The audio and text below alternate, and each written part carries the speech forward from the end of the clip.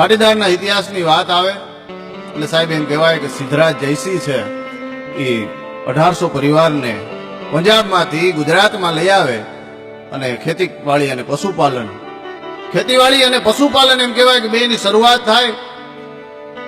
પણ આપણે જે વાત કરવી છે કે જ્યારે અંગ્રેજોનું રાજ આવ્યું, જ્યારે અંગ્રેજો એમ કહેવાય કે ભારતની અંદર સત્તા હતી અને ત્યારે 1857 ની માલિકો જ્યારે ગુલામીમાંથી આઝાદ થવા માટેની શરૂઆત ચળવળ શરૂ થઈ અને 1857 નો પહેલો વિપ્લવ, 1857 માં સાહેબ પહેલો વિપ્લવ થાય અને એની અંદર સૌથી પહેલા જો ગુજરાતમાંથી કોઈ કામ આવ્યો હોય તો એ આણંદના ગળવરદાસ પટેલ, ભલા માણસ, પાટીદારનો એ સંતાન સૌથી પહેલા એમ કહેવાય કે 1857 માં એ કામ આવે.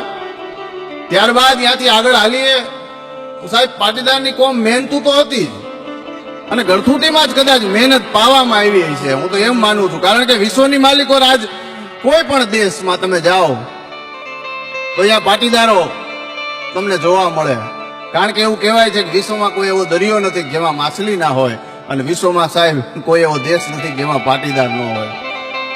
અને આગળ વાત કરું તો સાહેબ જ્યારે આ દેશ ગુલામીમાં જકડાયેલો હતો અને મને ગમતી વાત છે સાહેબ, સરદારની વાત કરવાની આવે એટલે કોઈ પણ પાટીદારનો દીકરો હોય કદાચ રાજી જ થાય. અને સરદારની સાહેબ વાત આવે, આ ભારતની માલિકો કદાચ કોઈ અખંડ ભારત કર્યું હોય તો એવા બે જ આ ભારતમાં જન્મા, એક ચંદ્રગુપ્ત મૌર્ય જે ચાણક્ય નો શિષ્ય હતો ને એને અખંડ ભારત કર્યું અને સાહેબ બીજો એટલે સરદાર વલ્લભભાઈ પટેલ કે જેણે અખંડ ભારતનું સપનું જોયું અને એને પૂરું કર્યું. કારણ કે 562 રજવાડામાં જ્યારે આ દેશ વેચાયેલો હતો પણ એ પહેલા સાહેબ સરદારે અનેક આંદોલનો કર્યા અને સરદાર તરીકેનું બિરુદ એને કોઈ મળ્યું હોય તો એ બારડોલી સત્યાગ્રહની માલિકો એમ કહેવાય કે એને સરદારનું બિરુદ આપવામાં આવે. સાહેબ જંગલની માલિકો સિંહ હોય તો સિંહનું ક્યાંય રાજ્યાભિષેક હોય નહીં, સિંહનો ક્યાંય રાજ્યાભિષેક થાય એવું આપણે ક્યાંય સાંભળ્યું નથી. પણ એના વીરતા અને એને પરાક્રમથી સાહેબ એને સરદાર કહેવામાં આવે. એમ જંગલની માલિકો સિંહનો ક્યાંય રાજ્યાભિષેક નથી, એમ સાહેબ સરદારનો કોઈ રાજ્યાભિષેક કરીને સરદાર તરીકેનું બિરુદ નથી આપ્યું. પણ એની સુરવીરતા અને એની વીરતા, એની બુદ્ધિ કુનેથી સાહેબ એને સરદાર તરીકેનું બિરુદ આપવામાં આવ્યું.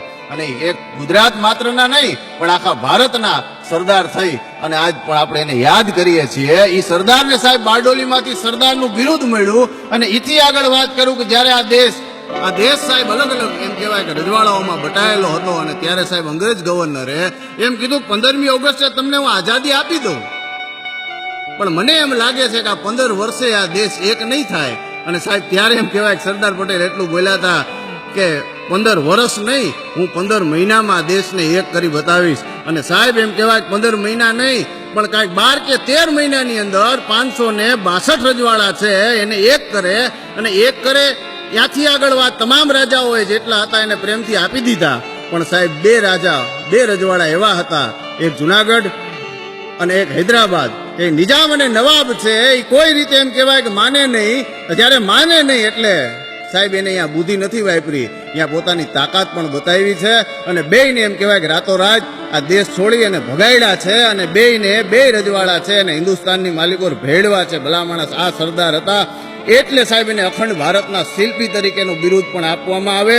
અને એથી આગળ કે મને એક ગમતો પ્રસંગ છે સાહેબ કે બરોબર જ્યારે એ ગૃહ વડાપ્રધાન બની ગયા, ગૃહ વડાપ્રધાન બન્યા પછી જ્યારે ગોવા, દીવ, દમણ અને એ જ્યારે એમ કહેવાય કે ભારતમાં હતા ને એ પોર્ટુગીઝના રાજમાં હજી આઝાદ નહોતા થયા, એને ભેળવવાના હતા. અને ત્યારે એક મિટિંગ બેહે અને મિટિંગની અંદર એમ કહેવાય કે સરદાર સાહેબ બેઠા હતા, એ ચર્ચાઓ ચાલતી હતી. અને સવારે 4 વાગ્યામાં ઉઠીને સાહેબ સરદાર સાહેબ કામ કરતા એટલે થાકે બહુ લાગે એને, એટલે એમાંય સાહેબ બરોબર મિટિંગમાં હુઈ ગયા, નીંદર આવી ગઈ સાહેબ. એટલે એમાં જેટલા બેઠા હતા એમાંથી એક પણ જણાને એમ ન થયું કે આને ઉઠાડાય. કારણ કે એની હિંમત નહોતી, આ તો હાવ જ સાહેબ હૂતો હોય એને કોણ ઉઠાડે. એટલે સાહેબ કોઈની હિંમત ન આવી. પણ એના અંગત એક સેક્રેટરી હતા, એને હળવેક દિન કાનમાં જઈ અને સરદારને એટલું કીધું કે સાહેબ આપ આરામમાં છો, આપ સૂઈ ગયા છો અને ચર્ચા ચાલુ છે. એટલે સરદારે એટલું જ કીધું કે અત્યાર સુધીમાં શું થયું, હું હૂતો તો એમાં થયું શું? એ કે ચર્ચા ચાલતી હતી. એ કે ચર્ચા જ કરી છે ને? તો કે હા, ભેળવવાનું હોય ને તેથી કેજો, હું 10 દીમાં ભેળવી દઈ, બાકી આવી ચર્ચા હાટું થઈને મારી નીંદર ન બગાડો. ભલા આ સરદાર હતા.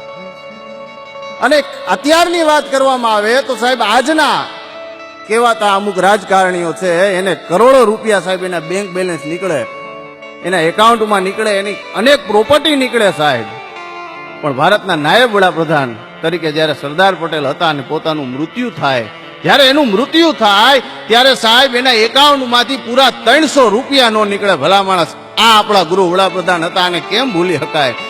અને આ પાટીદારની વાત હું જે કરતો હતો એમાં આ બે એવા સપૂતો થયા, એવા ભોજરામ બાપા સાહેબ એવા સંત થયા કે જેણે ભગવાનને એમ કહેવાય કે નીચે લઈ આવ્યા.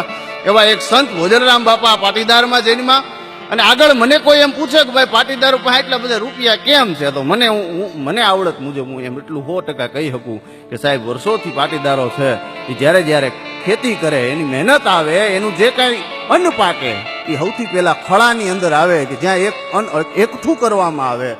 જ્યાં અન્ન એકઠું થાય એ એકઠું થયેલા અન્નમાંથી સૌથી પહેલા જેટલા એમ કહેવાય કે જે અમુક વર્ણો છે એ સૌથી પહેલા લઈ જાય, એ માગવા આવે. એટલે સાહેબ એને પાટીદારો 2 હાથે આપી દેતા હતા અને પછી પોતાના ઘર ભેગું કરે. એટલે કદાચ આ બાપ દાદાના પુણ્ય પાક્યા હશે એટલે સાહેબ આજ પાટીદારો વિશ્વની માલિકો ધુબાકા મારે છે. એનું કારણ આ છે કે અમારા બાપ દાદાઓએ આ જે આપ્યું છે ને એ હજી જેટલા પાટીદારો સાંભળે છે અને એક આ પાટીદાર તરીકે વિનંતી છે કે બાપ આપજો જગતને, કારણ કે તમે આપશો ને તો તમારી પેઢીઓ ધુબાકા મારશે. બાકી તો સાહેબ સરદારને યાદ કરવા હોય, સરદારનું જ્યારે સાહેબ અવસાન થાય 15 ડિસેમ્બરનો એ દિવસ, 15 ડિસેમ્બરના એ દિવસે જ્યારે એમનું અવસાન થયું ત્યારે એમ કહેવાય કદાચ સૂર્ય છે એ આજ સવારનો પોર 9:35 જ્યારે એને આ દેહ છોડ્યો છે તેથી આ સૂર્ય છે એને કિરણો ઝાંખી પડતી હતી બાપ, કારણ કે આજે પનોતા પુત્રને, આ ભારતના પનોતા પુત્રને, ભારતના રત્નને આ ધરતી છે એ કદાચ આમ ઉલળતી હતી, કારણ કે પોતાના પુત્રને પોતાની ગોદમાં સંભાળવા માટે કદાચ આ ધરતી થનગનાટ કરી રહી હતી કે મારા પુત્રને મારે આજે હમાવી લેવો છે બાપ. એવા સરદારની વાતો તો અનેક છે, પણ આ તો મને જેટલી ઉગી એટલી મેં તમને કરી. આ દેશના આ લડવૈયાઓ માટે સાહેબ કેવું હોય તો મને ઝવેરચંદ મેઘાણીની એક કવિતા યાદ આવે કે એની ભસ્માંકિત ભૂમિ પર ચણજો આરસ ખાંભી, એ પથ્થર પર કોતરશો નવ કોઈ કવિતા લાંબી, અરે લખજો ખાખ પડી અહીં કોઈના લાડક વાયાની, કે મરતા મરતા માતની આઝાદી ગાવે, મરતા મરતા એ માતની આઝાદી ગાવે.